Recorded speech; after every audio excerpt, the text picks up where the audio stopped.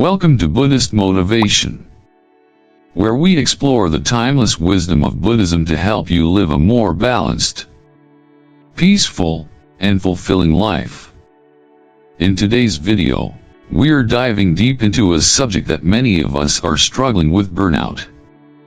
Whether it's the relentless pressure from work, personal expectations, or just the exhaustion from life in general, burnout has become all too common. But there's hope, and Buddhist teachings offer us the tools to heal and restore our peace. As we explore these 7 Buddhist habits, I want to share that I truly believe this path can offer a profound sense of relief. The teachings that guide us toward mindfulness, compassion, and balance are just philosophical, they are practical tools we can apply every day to reconnect with ourselves and find peace again. It's not about doing more or pushing through the exhaustion, it's about learning to be present and allow ourselves to rest, as our worth isn't determined by our productivity. Before we dive into today's story, please take a moment to hit that like button and subscribe to Buddhist Motivation. Your support means the world to me and helps me continue creating content that brings wisdom and healing into your life. And feel free to share your thoughts in the comments below. I'd love to hear how you relate to these practices, and your feedback motivates me to create even more valuable content for you. Now, let's begin. Part 1.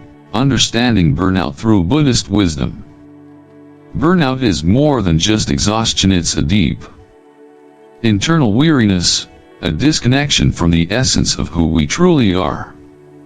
In Buddhist teachings, we often speak of dukkha, or suffering, which arises from our attachments to the world and the desires that come with it.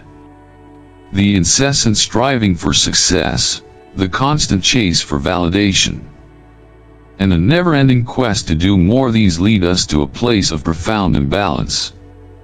Imagine your mind as a pond. When you are constantly moving, pushing, and grasping, it's like throwing stones into the water. The surface becomes turbulent, and the clarity of the water disappears. In the same way, when we allow ourselves to be caught in this cycle of incessant doing, we become clouded, overwhelmed, and disconnected from our true nature. Buddhism teaches us that true peace does not come from achieving more, but from letting go of the attachment to endless striving. It's about cultivating stillness amidst the noise. Burnout, in this sense, is a wake-up call, a signal that we have lost touch with the present moment, with a simple act of being rather than constantly doing. Just as the Buddha left his life of luxury to seek a path of balance and enlightenment, we too must learn to balance our own internal life. The path to overcoming burnout is not through adding more tasks, but through removing what no longer serves us, creating space for peace, and returning to the simplicity of the present moment. Part 2. The 7 habits that can save your mind and soul. These 7 habits are not just about fixing burnout, they are practices that restore harmony between your mind, body, and soul. Inspired by Buddhist philosophy, these habits allow us to embrace the present moment, reconnect with our true nature, and cultivate balance in our hectic, often overwhelming lives. The goal is not to fix burnout, but to recognize it as an invitation to return to what is most essential: our inner peace. 1. The morning note list: creating boundaries for peace. In Buddhism, mindfulness begins with awareness of what we let into our consciousness. The note list is a form of mindfulness practice that protects your mental space. Instead of focusing on what you should do, begin by deciding what you won't do today. This is about establishing boundaries not just with others, but with yourself. We often feel overwhelmed because we've accepted everything that comes our way: work, social media, obligations, all without discerning whether these things nourish or drain us. Boundaries are a form of self-compassion. Buddhist teachings emphasize the importance of right intention, sammasankappa, which means choosing actions that align with your deeper well-being. When you refuse to engage in draining behaviors, you're not being selfish. You are choosing to honor your inner peace.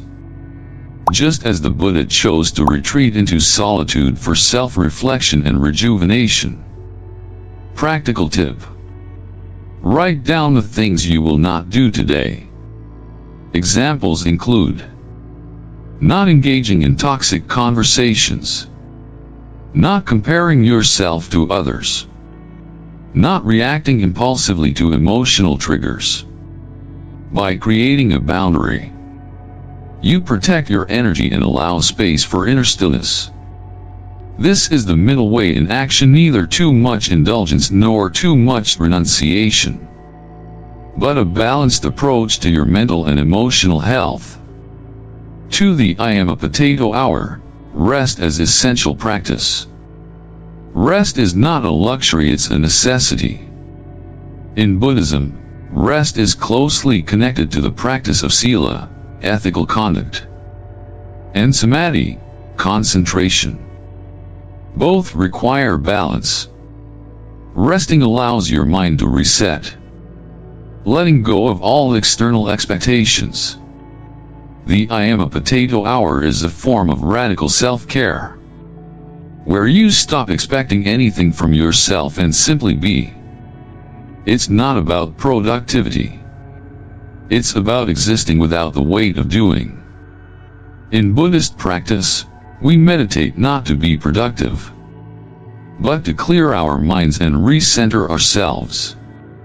Similarly, allowing yourself guilt-free time to rest is a way to honor your body and mind. This practice teaches us that we are not human doings, we are human beings. Tanha, craving, often compels us to fill every moment with action. But the path to peace lies in embracing stillness and simply being present. Practical tip: set aside 1 hour each day to do absolutely nothing productive. Lay down, listen to music, or simply stare at the ceiling. Let your mind wander without expectation. This act of letting go is a direct way to practice mindfulness and restore your sense of self.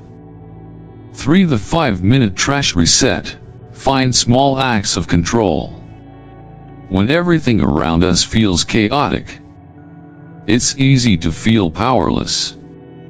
However, in Buddhism, we recognize that the present moment is where we have the most control.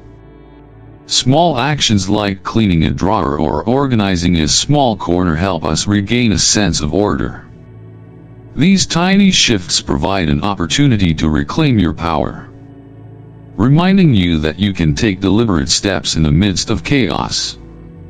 This practice is a manifestation of right effort, samavima, which means making small, conscious efforts to reduce mental clutter.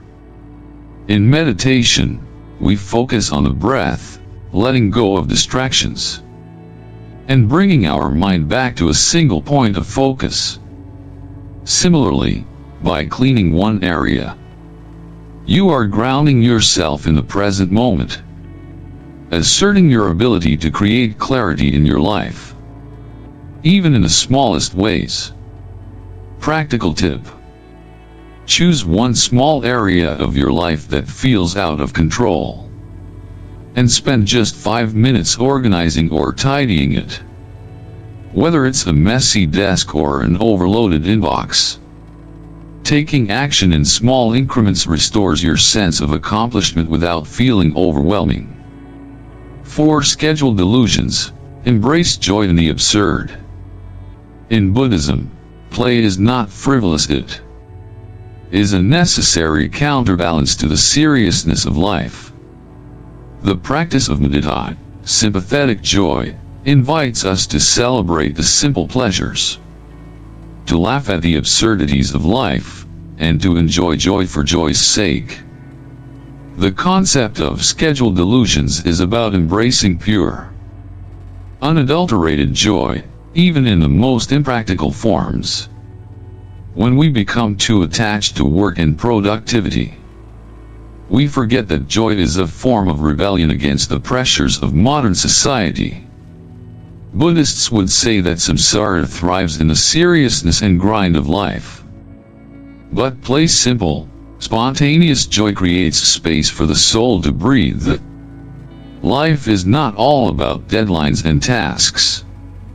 Sometimes, joy itself is a radical act of peace. Practical tip. Schedule something utterly silly like karaoke, playing with crayons, or Googling castles you'll never own. Engage in activities that make you smile for no reason at all. These moments of joyful absurdity are crucial to rebalancing your energy and reconnecting with the joy that is already within you. 5. The 3-friend lifeline. Build your supportive sangha. Buddhism emphasizes the importance of sangha, a community of like-minded individuals who support each other's spiritual growth. Burnout often thrives in isolation, and shame can grow in silence. That's why it's essential to build a circle of 3 close friends who can be your lifeline during emotional or mental crises. These are the friends who know the sound of your "I'm losing it" voice. The ones who will answer your calls with compassion and understanding. The Buddha surrounded himself with trusted disciples who helped him stay grounded. And similarly, we must cultivate these deeply meaningful connections in our own lives. Practical tip. Identify 3 people in your life who you can reach out to without fear of judgment. Share your thoughts, fears, and frustrations with them, knowing that you will receive kindness and support in return. Nourish these friendships as you would your spiritual practice. 6. The Sunday Cry Ritual. Cleanse your emotions. Buddhism teaches us that emotions are transient and impermanent. They come and go like clouds in the sky, but our attachment to them creates suffering. The Sunday Cry Ritual is a way of letting go, allowing emotions that have been suppressed throughout the week to be processed and released. This is an essential practice of emotional detoxification. Just as we clean our physical spaces, we must clean our emotional space. The act of crying, journaling, or even screaming into a pillow is a powerful form of emotional release. Buddhism teaches that holding onto emotions creates clinging, which leads to suffering. By allowing yourself to feel and express emotions, you're practicing anatta, non-self, recognizing that your emotions don't define you. Practical tip. Set aside time each week to reflect on your emotions. Cry if you need to, journal, or talk to a trusted friend. Let go of the emotional clutter that has built up, and make space for emotional clarity and peace. 7. The existential reboot question. Embrace your worth now. Finally, the most powerful question to ask yourself is, what would I do differently if I believed I was already enough?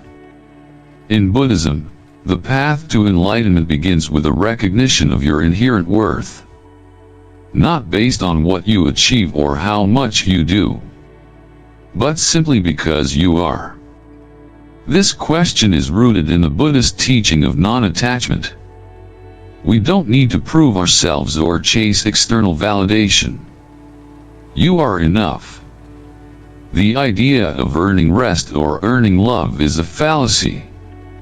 Rest and joy are your birthright. Practical tip. Ask yourself this question regularly, especially when you feel overwhelmed or anxious about what's next. Remind yourself that you are already enough, just as you are.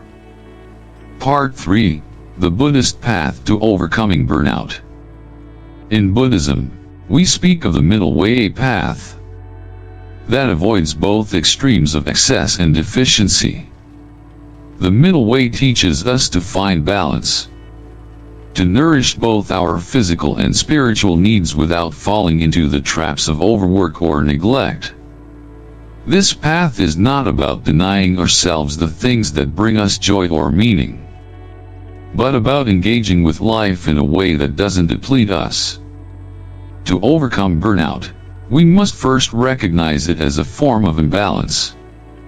Burnout thrives in extremes: extreme busyness, extreme productivity, extreme isolation. The Buddhist approach invites us to step back, to reassess, and to cultivate practices that bring us back into harmony. Start by embracing the present moment through mindfulness. Each breath we take is an opportunity to reconnect with our body, our mind, and our soul. Meditation is a key tool in Buddhism, not as a way to escape from the world, but as a way to engage with it more fully, with clarity and understanding. Meditation allows us to step out of the relentless cycle of striving and to rest in the present moment, offering a sanctuary for the weary mind. Additionally, Buddhism emphasizes the practice of sila, moral conduct, and samadhi, concentration. By living ethically and maintaining a clear, focused mind, we begin to nurture balance. It's through the simplicity of these practices, acting with kindness, being mindful of our thoughts, and finding moments of stillness that we can slowly heal the wounds of burnout and restore harmony to our lives. It's not about forcing yourself to keep up with the pace of the world. It's about gently stepping away, finding what brings you peace, and nurturing your soul with rest, reflection, and compassion. Part 4. Closing reflection. As we bring this journey of understanding burnout to a close, let us take a moment to reflect on the deeper wisdom that lies at the heart of Buddhist teachings. Burnout does not mean that you are broken. It simply means that you've been carrying too much, too long. Just as a river overflows when it's too full, so too does our mind and spirit when we are constantly pushing beyond our limits. In Buddhism, there's a saying, "This too shall pass." Everything in life is impermanent. Emotions, situations, and even the deepest forms of suffering are temporary. By recognizing the transient nature of our experiences, we are reminded that burnout, too, is a passing phase. It does not define us. It is simply an invitation to return to ourselves, to reconnect with the stillness that lies within, and to remember that we are not our work, our achievements, or our struggles. The key to overcoming burnout is not in trying harder or doing more, but in learning to let go. Let go of the need to prove yourself. Let go of the desire to constantly be productive. Let go of the belief that your worth is defined by what you accomplish. In doing so, you will find that peace is always there, waiting for you, quiet, still, and present. Remember that you are not a machine. You are a human being, made of light and dust, with an infinite capacity for compassion, for joy, and for rest. Embrace your imperfections, your tiredness, your emotions, and allow yourself the space to heal. Take this time to pause, to breathe, to be. And when you're ready, return to the world with a heart that is open, a mind that is clear, and a soul that is at peace. As we close, remember this: you are enough, just as you are. The Buddhist teachings remind us that all we need is already within us. So take a deep breath, and trust in your ability to find balance, peace, and rest. As we wrap up today's discussion on overcoming burnout with Buddhist wisdom, I hope you've found these habits not only insightful but also actionable. Remember, healing isn't about doing more, it's about finding balance and peace within. These habits are not a quick fix but a path toward lasting well-being. And with consistent practice, you'll begin to experience profound shifts in your life. If you found this video helpful, don't forget to give it a like. And if you haven't already, please subscribe to Buddhist Motivation. This channel is here to support your journey toward peace, clarity, and a more mindful life. Your participation means so much to me, and your comments inspire the content I create. So, please share your thoughts below, and let me know what you'd like to see in future videos. I look forward to seeing you in the next video, where we'll continue to explore more ways to nurture your mind, body, and spirit. Until then, take care, and may you find peace in every moment.